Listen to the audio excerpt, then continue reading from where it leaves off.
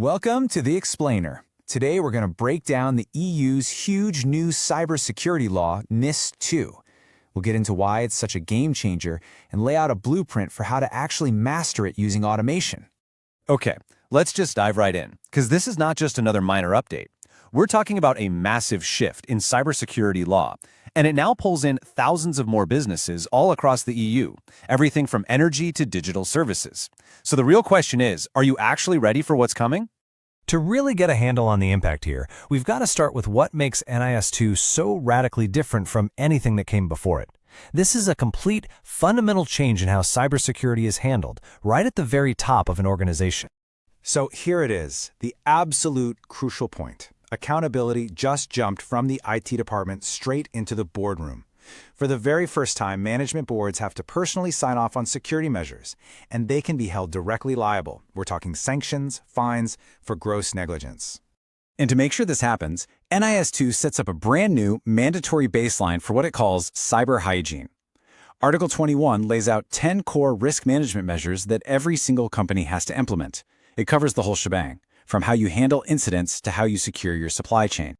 All right, let's zero in on the one measure that's causing the most stress and giving businesses the biggest compliance headache right now: securing your entire supply chain.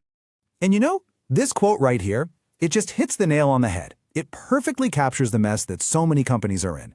Without a standardized way of doing things, they're literally drowning in this chaotic, manual process of sending endless spreadsheets back and forth, just trying to figure out if their partners are secure. Now this slide really tells the story, doesn't it? It shows that stark contrast between the old way, total manual chaos with disconnected spreadsheets and endless follow-ups, and the new way, automated, centralized control where everything is managed in one single place. And this is where you really see just how deep these new rules go. It is not just about your own security anymore. No, you have to assess every single direct supplier, you have to think about non-technical risks like where they're located, and you even have to keep a detailed inventory of all the software components you're using. So, the big question is, how on earth are you supposed to manage all this complexity? Well, the answer isn't to work harder, it's to move away from all that manual effort and adopt a modern, automated cyber defense strategy. And that's powered by a compliance platform. This is the core idea, right? A dedicated platform acts as your single source of truth. It takes all these complex legal rules and turns them into a process that's actually manageable, automated, and totally integrated. So how does a platform like this actually work in practice? Well, it gives you a complete compliance framework right out of the box. A system like CYBORA, for instance, starts you off with a solid foundation of 12 predefined policies that are all lined up perfectly with NIS2 to guide your whole strategy. Okay, so you've got your policies, now what? Well, on top of that foundation, it gives you 22 specific, pre-built controls. These are the tools you use to actively monitor, measure, and then prove that you're actually following those policies. And here's the best part. This is what makes it all, well, work. It brings everything to life with 11 recurring tasks. This is the automation piece. Things like supplier reviews and annual risk assessments that just happen. It ensures compliance becomes this continuous process running in the background, not some chaotic fire drill once a year. Now, a huge piece of this automation puzzle is support for something called SBOMs.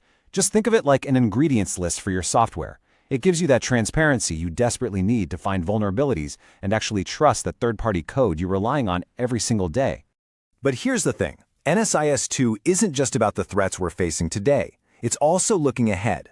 The directive is literally forcing organizations to start planning for the future, specifically for the day when powerful quantum computers can shatter our current encryption. And look, these are not just abstract ideas. These are the official EU deadlines that your long-term risk management strategy now has to factor in. The switch to quantum-resistant security isn't optional anymore. It's a scheduled mandate. So let's see how all this comes together to build something much bigger. We're not just talking about checking a compliance box. This is about using automation to become a fundamentally stronger, more resilient organization. You know, one of the biggest wins you get with an integrated platform is pure efficiency. It gets rid of what the sources call double maintenance. So, when you update a security control for NIS2, it automatically updates it for other frameworks like GDPR or ISO 27001. You do the work just once. And the payoff here is crystal clear.